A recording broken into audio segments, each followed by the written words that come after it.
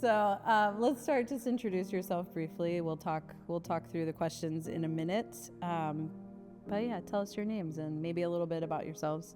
Introduce your dogs. Christine. Miller.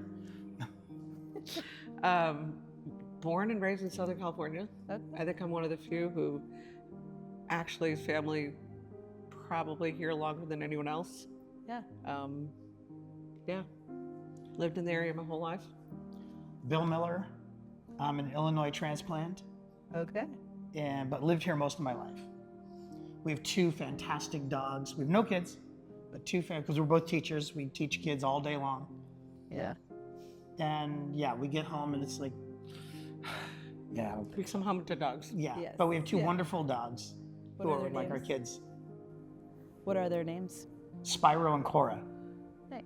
Spyro's 13-year-old senior border collie mix, and Cora's an 8-year-old mix. She's Mix 8 years old, everything. going on 2. Yeah. Yeah, well. Very cute. Okay, we're gonna start off and just want to hear a little bit about your journey through the Eaton Fire, and we know you both have lost your home in the fire. I would say total loss. Yep. So we're in the process. So we just want to give a little bit of insight on what it was for you guys, how it felt for you guys, what different obstacles you experienced. So I'll just ask a couple of questions and feel free to take your time and answer. So I guess you guys can navigate who wants to start off, but just kind of describe that day. Like, what was that day like for both of you, and anything that you want people to take or to know about? I'll start because my day started before yours. So I was at work, and while we were in class, my aide told me that her daughter had been evacuated from the Palisades. She goes to middle school out in the Palisades. And so I told her, I said, you go now. You go. Don't wait till the end of the day. You go. And she's like, no, I can't wait. I don't even know where they are right now. I said, go. Yeah. Little did we know that this event that happened way on the other side of LA was soon going to affect us. Yeah. Mm-hmm. So that's how my day started. And then the rest of the day, up until about maybe 6:30, was just like any other day. Right. Yeah, eventually we heard a knock on the door. Bill was on the phone with his sister at the time. Little did I know that they were having a conversation. His sister lives in Altadena also.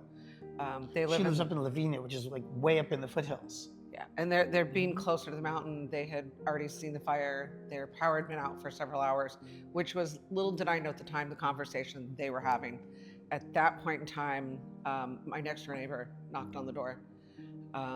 She went up and down every single house on her block, house to house, saying, there's a fire, you need to evacuate. And I must have looked at her funny, because she's like, no, come to the bottom of your driveway and you can see, and I sort of, as soon as you step out to our driveway, you see this red wall glow in the distance. And she says, no, you need to leave, you need to get packed, you need whatever you need to do. She goes, take your car, pull your car so your nose faces out the driveway, put it at the end of the driveway. And we're like, okay, I'm born and raised here, we're used to fires, but this and was winds. And we were here for the station fire, which got extremely close, got a lot closer really at this moment than this one was. Yeah. But there were no winds. At the moment, the fire was still pretty far away, but and it was heading northeast. It was. So we thought to ourselves, well, you know what? We could either stay. We still had electricity, which is funny because our electricity, we left the house eventually at 10:30 at night, and we still had electricity.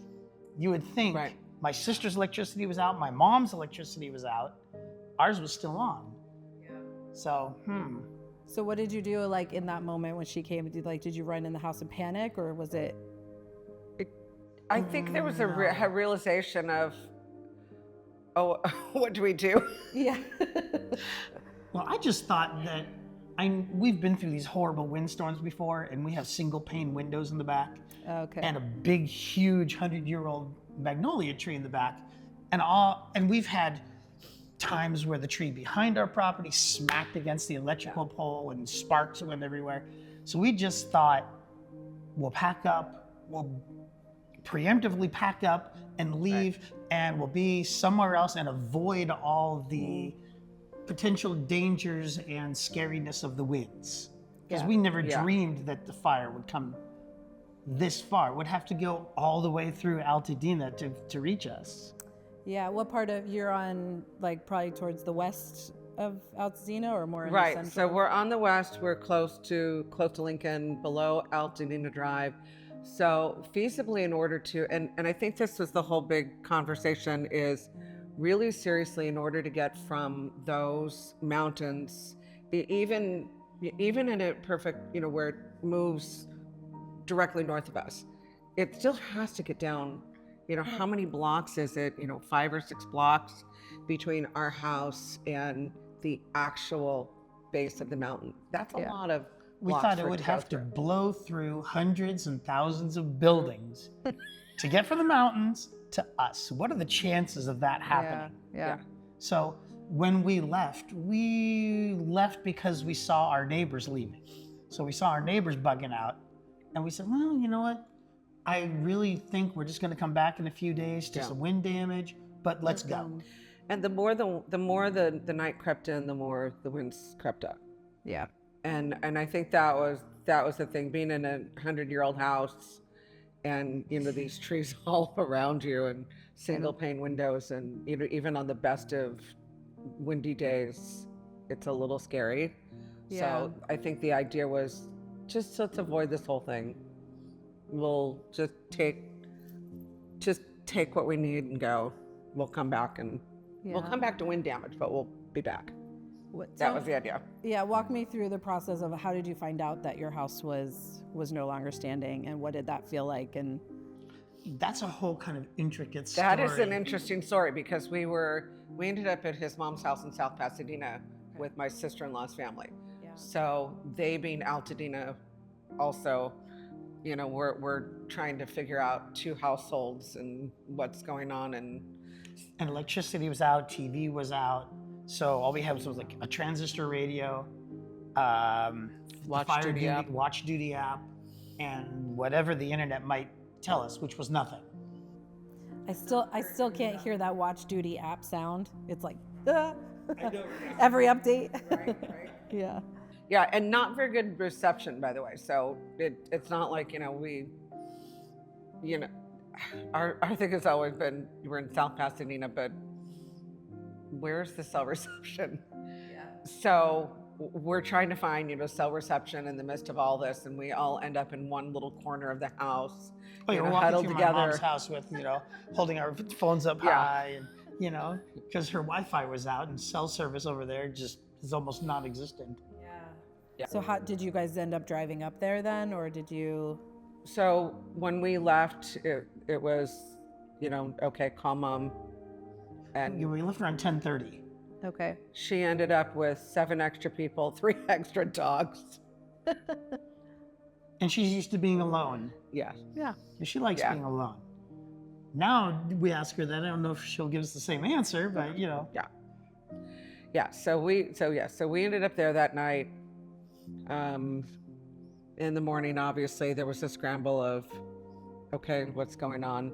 And that's where we all ended up sort of in one room around one phone trying to figure out. But the previous night was bad. January 7th, because we have 2 larger dogs, my mom didn't want them in her house. That changed after the first night. Yeah. So we slept. She has a studio down below, her little art studio. And she has 2 couches. She says, you guys can sleep on the couches, which we tried to do. They were both too small, lumpy, hard. Oh, yeah. And so I couldn't sleep. Too small even for me, and I'm short. She slept better than I did. Yeah. And the dogs kept getting me up in the middle of the night because they didn't want to be there either. They fed on our stress and so our forth. emotions. And so I think I took them out maybe 7 times that night. Wow. And the worst part about it is that all the smoke moved to South Pasadena. Yeah. So it was like a wall of smoke and ash coming down. And at least I'm wearing a mask, but I felt bad for my dogs because they're going out in soot and smoke. And I mean, here I am coughing behind the mask. So Yeah. we got like almost zero sleep that night. Eventually, somewhere along the line, with very little sleep and the fact that we were all struggling to find, I decided to go out to Mulward Try and lay down. And this is, we found out about it. They found out about it. I went to go lay down. Well, And they found out about it while I was downstairs. I found my sister in the middle of the morning, maybe 4 a.m. She couldn't sleep. okay. And she went out to her car to charge her phone because her phone was about to die. And she was listening to the news on her radio in the car, and she just couldn't sleep. She, I think, spent the next 2 to 3 hours till, the sun sort of came up. You couldn't tell. But, so I camped out in the car with her. Okay. I couldn't sleep either. So, and then after that, we all, like we said, we all congregated in the one room of my mom's house Okay. where we got some sort of cell service. So how did you find out that your house was not standing? Was that later, or did you find out that day? The interesting thing was the Watch Duty app showed my sister-in-law's house. No, their street. Their street, right? Yeah. Okay, their It street. said, this is where the fire is, and it Yeah. mentioned their street. Okay. So they panicked. Ours wasn't mentioned.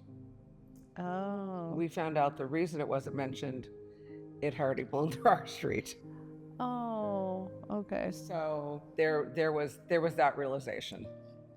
We later went back to our neighborhood. We spoke with one of the residents who, his house is still there. He saved a whole bunch of houses. He's actually on a mural somewhere in Altadena as being one of the Altadena heroes. Yeah. He saved maybe 13 homes. He and some other people on the other end of the block. Okay. And he said that he was up, he didn't leave until maybe 7 a.m. Yeah. And that was only because he had to. Wow. And he said that by 6:30, that whole half of the block was gone. Our house was gone by that point.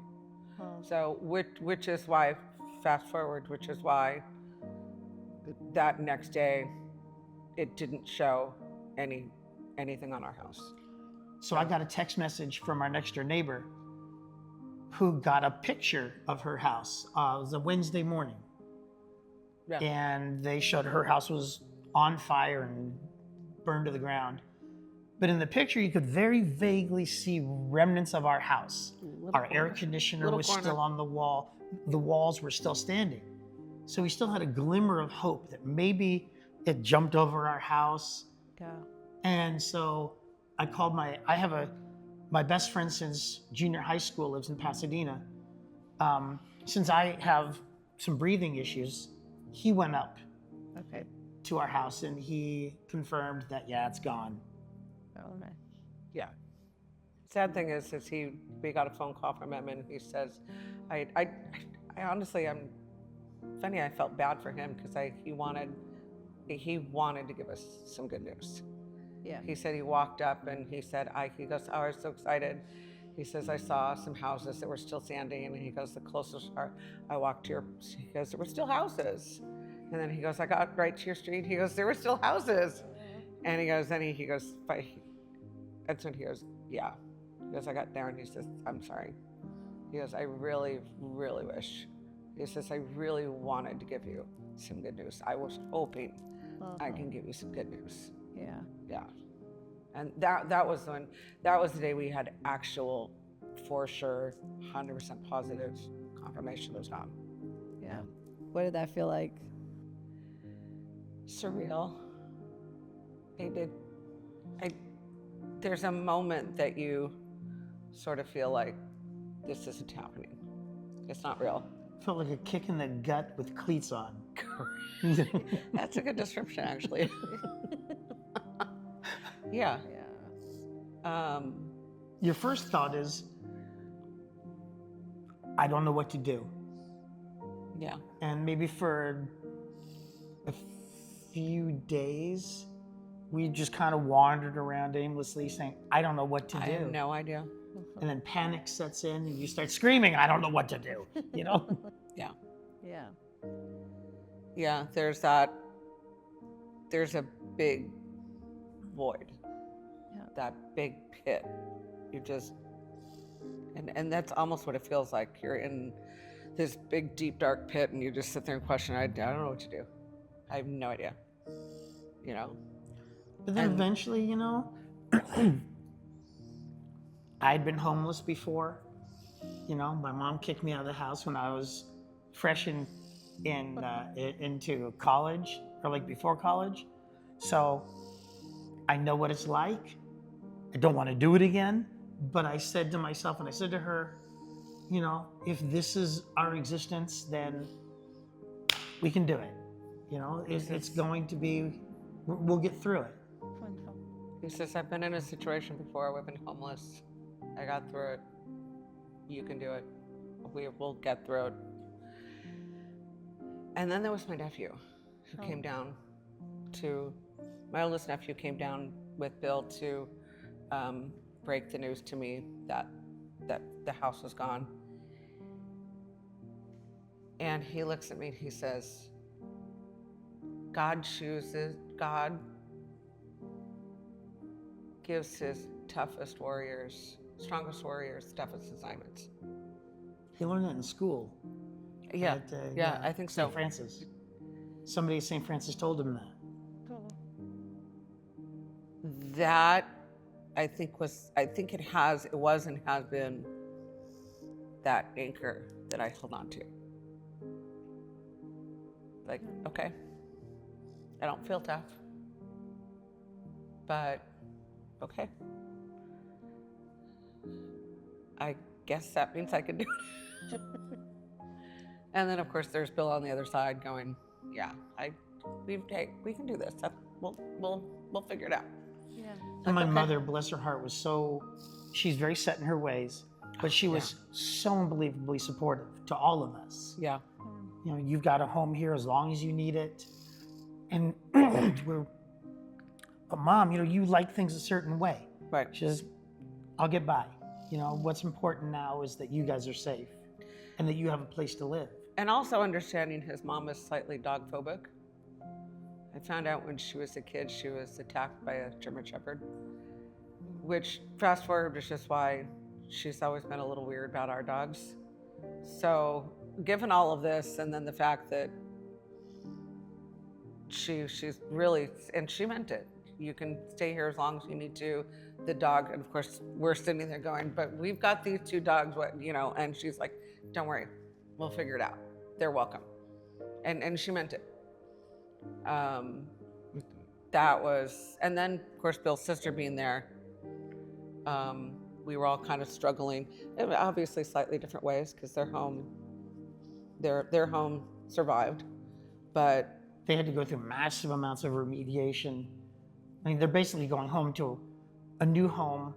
The walls are old, but everything else is new because they had windows get blown open and soot and smoke go in. So yeah, they had their own struggles. But we were all struggling, and I think that was the thing. And ultimately, you know, and we've talked about this as a family, being there together, the seven of us, all facing the same struggle, was oddly helpful. Yeah. You It was know? a blessing, really. I mean, blessings come out of tragedy, and that was one of them. You know, if you had ever asked me, could I ever live at my mom's house? I would say, no. But it was a way for the whole family to reconnect with each other, grow stronger, grow, I don't know, you know, it's, and when it came time for us to leave and to go find our own place, I felt weird about leaving. I kind of didn't want to leave. I felt a part of this strong family dynamic that I didn't want to leave anymore. Yeah. I mean, that was a real blessing from God. You know, he took something away, but he gave us something else. What would you say are kind of some ways that your life has changed now, like post-fire? Obviously, you're living in a different place. Just share maybe some things that, you know, people might not know about. Hey, well, this happened, and now this is our new normal. The first thing is that there have been so many changes.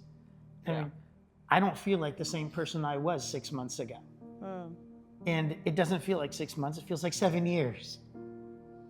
That's funny. You probably understand that. A little bit. That's funny because in some respects it does, and then in other respects you turn around and you feel like it's been yesterday. Yep. Like it just depends on the moment and the time, and sometimes feels right. Sometimes it feels like it's been years because there've been so many changes. Yeah. And then other times you look around and it's like, this was yesterday. What's one thing that you miss about maybe your house specific, or one of the routines that maybe you had that has changed? Our yard, being able to let the dogs outside to go run around. Yeah. That's funny because it really does, for us, revolve around some of the routines we had and with our house, and having 2 larger dogs, and this large yard that they can run around in, and we were used to, okay, you pull up, you open the gate, you close the gate, I can let the dogs out and roam around, and I think just navigate, and it's funny because navigating those little tiny situations like that, it shouldn't be a big deal.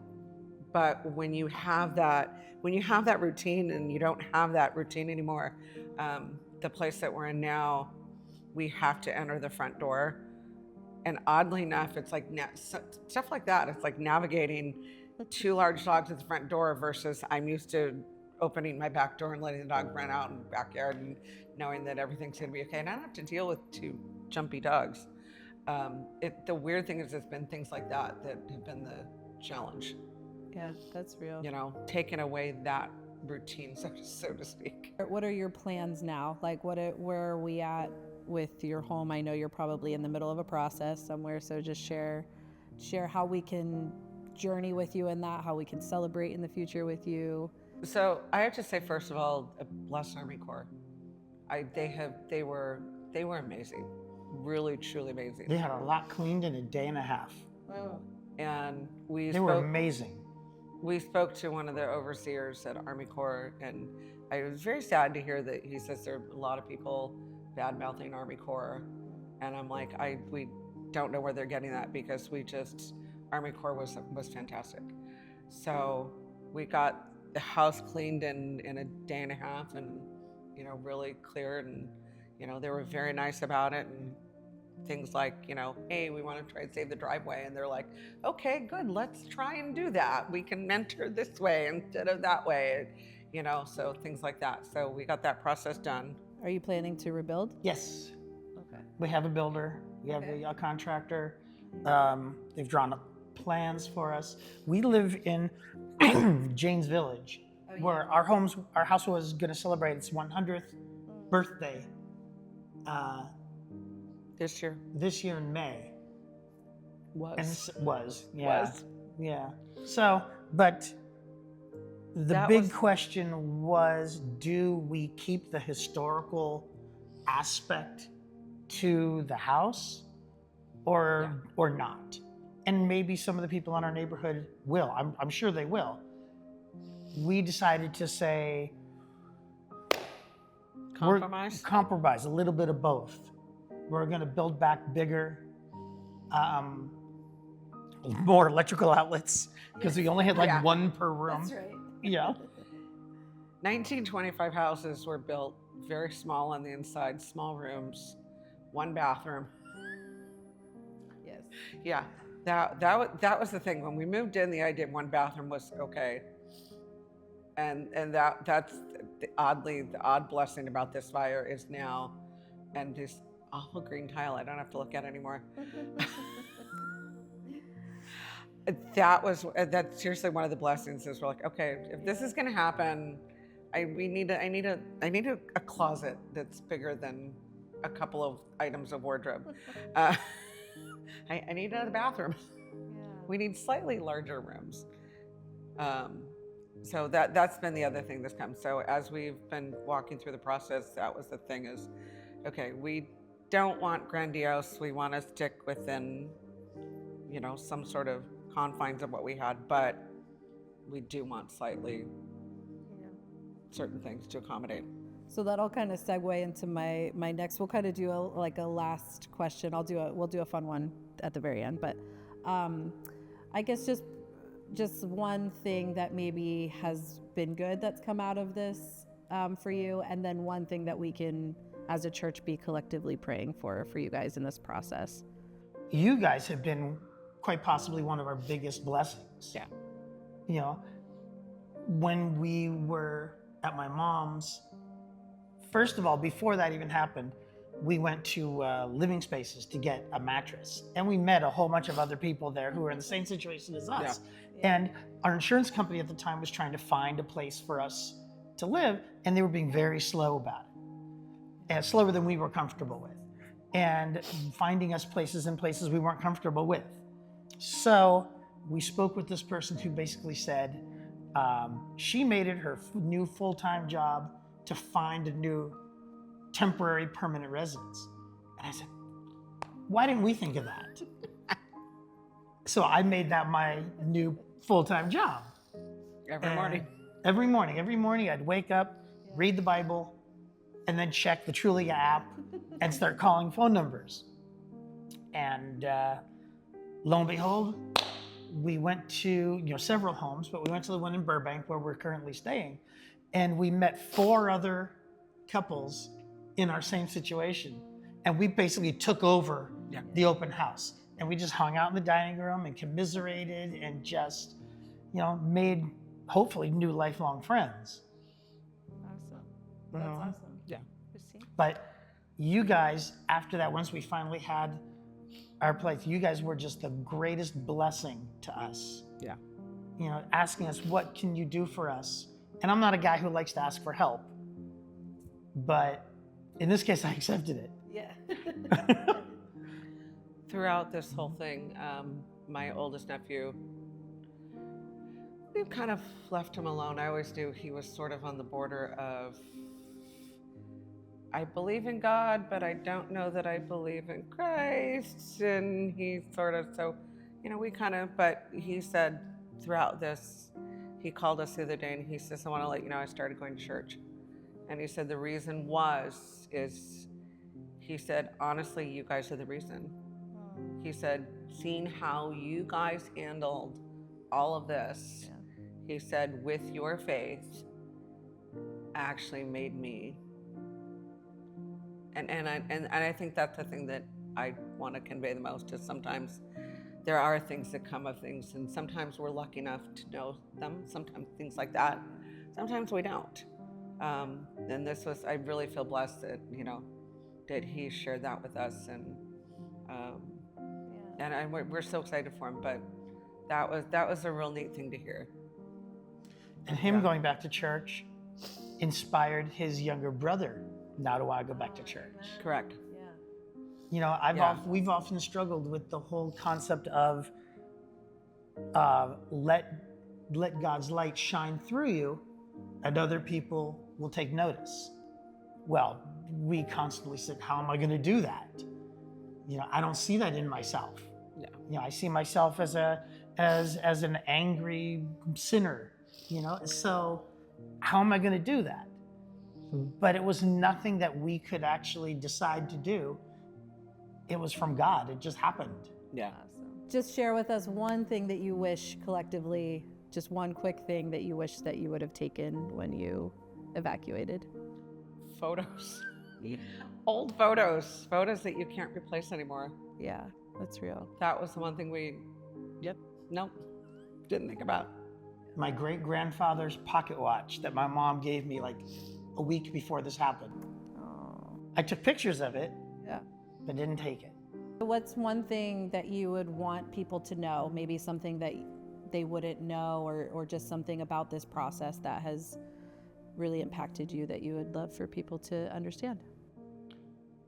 I would say attitude is everything, and that if you're in the right state of mind, even during a tragedy like this, there are blessings upon blessings around every corner.